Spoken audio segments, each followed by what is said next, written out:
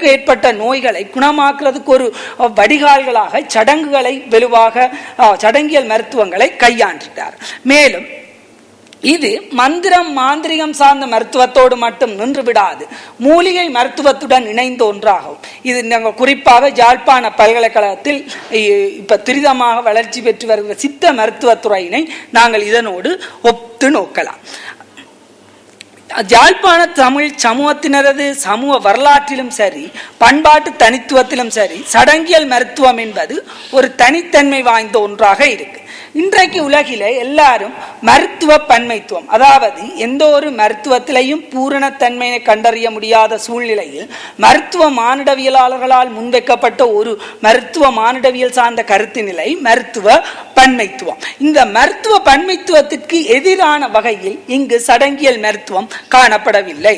அந்த வகையில் மருத்துவ மானுடவியல் எழுச்சியின் பின்புலமான தத்துவத்தின் அடியாக நோக்கும் போது சடங்கியல் மருத்துவமானது உடல் உள சமூக ஆரோக்கியத்தினை ஒரே தளத்தில் பேணி வரும் பண்பாட்டு தனித்துவம் மிக்க ஒன்றாக விளங்கி வருகின்றது.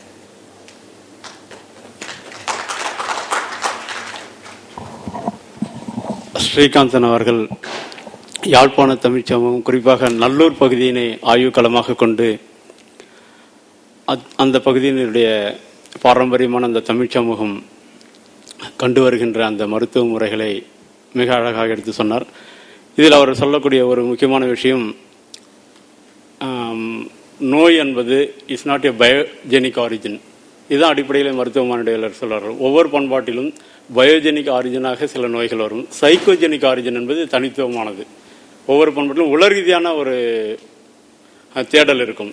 அத்தகைய தேடல் இந்த இவருடைய ஆய்வு களத்தில் எப்படியாக எல்லாம் இருந்திருக்கிறது என்பதை மிக அழகாக பகுத்து தரவுகளை முன்வைத்து அழகாக சொன்னார்.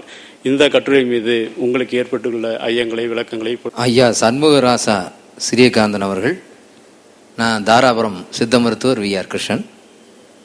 யாழ்ப்பாண தமிழர்களின் சமூகத்தின் மத்தியில் சடங்கியல் மருத்துவம் மானுடவியல் ஆய்வு பற்றி சொன்னாங்க. இப்போ நம்ம பல ஆயிரம் ஆண்டு காலங்களாக நமக்கு பல்வேறு வகையான நம்மளுடைய பண்பாடுகள் இருக்கு. நம்மளுடைய தமிழர்கள் வாழ்வோடும் சமுதாய சடங்கோடும் பண்டிகைகளோடும் இரண்டரை கலந்தது. அதாவது நம்மளுடைய தமிழ் மருத்துவம் அப்படிங்கிறது இரண்டரை வாழ்க்கையோடு ஒன்றாக கலந்தது. அதில் இந்த சடங்கியல் முறையில் நாம் இப்போ அக்கினி வளர்த்தி அந்த ஹோமமெல்லாம் பண்ணுவாங்க. அப்போ அதில் பல நூற்றுக்கணக்கான மூலிகைகளை நாம் பயன்படுத்துகிறோம்.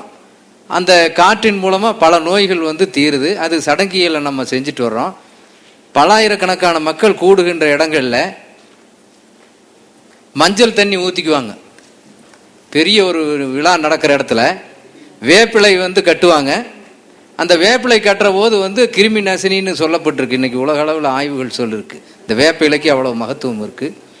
அப்போ அந்த தோரணங்கள் கட்டுறோம், மாவிலை தோரணங்கள் கட்டுறோம். இது எல்லாமே சடங்குகளில் நம்ம நோய்களை தடுப்பதற்காகவே. எனவே நம்மளுடைய தமிழர்களுடைய வாழ்வோடு இணைந்தது, வாழ்வியல் சடங்கோடு இணைந்திருக்கின்ற இந்த நோய்களை போக்குகின்ற வகையில் அமைஞ்சிருக்கு. இந்த சடங்குகளும் இன்னைக்கு அமைஞ்சிருக்கு. அதில் அறியாமையில் செய்யக்கூடிய நிலைகள் எல்லாமே நம்மளுடைய சித்த மருத்துவத்தில், அதாவது நம்மளுடைய தமிழர்களுடைய வாழ்க்கையில் அன்றைய காலத்திலேயே ஆய்வு செய்யப்பட்டு அந்த சடங்குகளே விஞ்ஞானபூர்வமாக இப்போ அமைஞ்சிருக்கு. உண்மையிலேயே இது மேலும் மேலும் இவை போன்ற ஆய்வுகள் தொடர வேண்டும் என்று நான் மிகச்சிறந்த முறையில் கட்டுரை அளித்த அவருக்கு என்னுடைய மனமார்ந்த நன்றியை தெரிவித்துக் கொள்கின்றேன். சடங்குகள் புறந்தள்ளக்கூடாத ஒரு செய்தி, அது ஆய்வு செய்யப்பட வேண்டும் என்பதை வலியுறுத்தி இருக்கிறார்கள். கடல் கடந்து நல்ல கருத்துக்களை சொல்லியிருக்கா, அவருக்கு நன்றி. உதாரணத்துக்கு இந்த பேய் என்று இங்கு சொல்லுகிற நோயை ஹிஸ்டீரியா, மூளை நரம்பு தளர்ச்சி என்கிற நோய் என்று நவீன மருத்துவம் சொல்லுகிறது.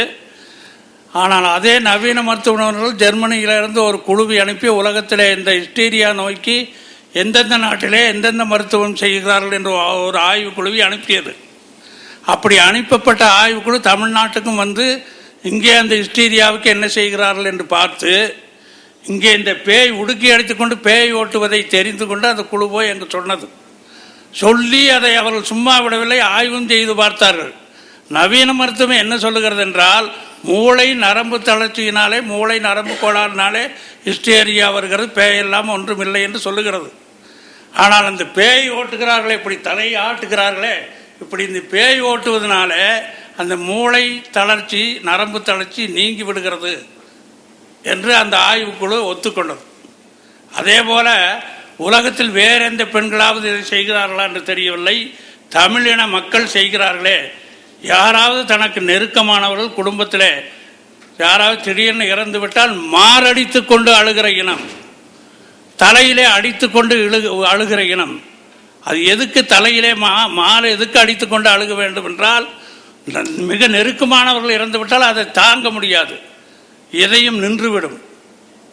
அந்த இதயம் நின்றுவிடுவதை தடுப்பதற்காக ஒரு உந்துதல் உணர்விலே அவர்கள் மாரை அடித்துக் கொள்கிறார்கள். மாரை அடித்துக் கொள்வதனாலே, மண்டையிலே அடித்துக் கொள்வதனாலே அவர்கள் தற்காக்கப்படுகிறார்கள். ஆகவே சடங்குகள் புறந்தள்ளக்கூடியவை அல்ல. இது போன்ற தமிழ் மக்கள், தொன்மை இன மக்கள், அவருடைய சடங்குகள்லாம் ஆய்வு செய்யப்பட்டு உலகத்துக்கு அறிவிக்கப்பட வேண்டும். அதற்கு வாய்ப்பாக இந்த செம்மொழி ஆய்வரங்கம் அமைந்துள்ளது. நன்றி, பாராட்டுக்கள். அம்மை பற்றியும் நல்ல ஒரு கருத்து சொன்னார். நிறைய விவாதிக்கலாம், ஆனால் நேரம் ஆயிடுச்சு. சரி, ஒரு கேள்வி, இறுதி கேள்வி. சடங்கு என்ற சொல்லாட்சி கிராமப்புறத்தில் பொண்ணு சடங்காயிட்டா அப்படிம்பாங்க.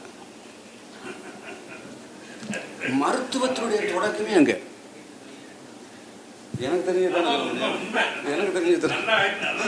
எனக்கு பொண்ணு சடங்காயிட்டா, சடங்கான பொண்ணுக்கு சில மருத்துவங்களை செய்வாங்க. நல்ல இனிப்பும் இல்ல, உடலுக்கு வலுவான ஒரு இழப்பை ஈடுகட்டுவதற்கு, நான் இழப்புங்கிற மறைச்சு சொல்ல, இழப்பை ஈடுகட்டுவதற்கு மருத்துவ ரீதியான சிலது செய்வாங்க. அங்கதான் சடங்குங்கிறதே ஆரம்பிக்குது. நம்ம திருமணத்துக்கு செய்யக்கூடிய சடங்குகள் எல்லாம் கஸ்டம்ஸுக்குள்ள வந்துடும். அங்கேயும் சில சடங்குகள் இருக்கலாம். இறுதி சடங்குகள் நம்ம சொல்லுவோம், அந்த சடங்குகள் வேற இருக்கலாம்.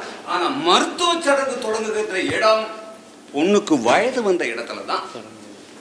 ஏற்கனவே வாசிக்கப்பட்ட கட்டுரையோட இதுவும் சடங்குங்கிறது, பொண்ணு வயசுக்கு வந்துட்டா பூ பீது விட்டாள், பூ புனித நீராட்டு விழா, எல்லாத்தையும் கொஞ்சம் நினைச்சு பார்த்தோம் சொன்னா, நம்முடைய மருத்துவமாக இருந்தாலும் சரி, லாங்குவேஜாக இருந்தாலும் சரி, சொசைட்டியா இருந்தாலும் சரி, எதுவுமே பிரிக்க முடியாது. நல்ல கட்டுரை, வாழ்த்து. மைக்கு அந்த பக்கம் பின்னாடி கொடுக்குறேன். இறுதி கேள்வி. என்னுடைய பேர் லம்போதரன். நான் ஒரு குடும்ப நல மருத்துவர். கனடாவிலே யாழ்ப்பாணத்திலே பிறந்து வளர்ந்து அங்கே கல்வி கேட்டு கனடாவிலே வேலை பார்த்து கொண்டிருக்கின்றேன். முதலாவதாக இந்த ஹெல்த் என்ற கன்செப்ட் இப்போ உலக சுகாதார ஸ்தாபனத்தினுடைய வரைமுறையின்படி is not just the absence of the disease, அதாவது நோயற்று இருப்பது மட்டுமல்ல, இது ஒரு கம்ப்ளீட் வெல்னஸ், ஒரு பூரணமான ஒரு நிறைவான நலத்தை குறிக்கிறது. அது உடலுடைய மனம், மற்றது மனத்தினுடையது, மற்றது சமூகத்தினுடையது. இதற்கு எங்களுடைய புறநானூற்று பாடல், இந்த பிசிராந்தினுடைய பாடல் ஜாண்டு பலவாக நிறையில ஆகுதல் என்ற பாடலிலே பார்த்தால், அவர் இந்த உடல் உள நலங்களை மட்டுமல்ல, அங்கு குடும்ப நலம், மற்றது தொழில் நலம், ஆக்குபேஷனல் நலம், மற்றது அரசியல் நலம், சமுதாய நலம் போன்ற ஆன்மீக நலம் போன்ற எல்லா நலங்களையும் கொண்டிருக்கிற ஒரு இன்டிகிரேட்டட் ஸ்டேட்மெண்ட் கொடுக்கிறார். அப்ப இந்த நிலத்தை நாங்கள் நில வாழ்வை பற்றி நோக்கும் பொழுது தனிய ஒரு விதமான அணுகுமுறையினால அணுக முடியாது. சில பிரச்சனைகள், அதிலும் குறிப்பாக தமிழ் சமூகத்தினரிடையே நான் பார்க்கின்ற பிரச்சனைகள் உண்டு. இந்த சைக்கோசோமேட்டிக் சிம்டம் என்று சொல்லுவார்கள். அதாவது உளவியல் காரணங்களால் வருகின்ற மெய்ப்பாட்டு வெளிப்பாடுகள் மிகவும் அதிகம். எங்களுடைய உளவியல் அழுத்தங்கள் கூடுதலாக இருக்கின்றது. புலம்பெயர்ந்த வாழ்க்கையிலும் சரி, குடும்ப வாழ்க்கையிலும் சரி பிரச்சனைகள்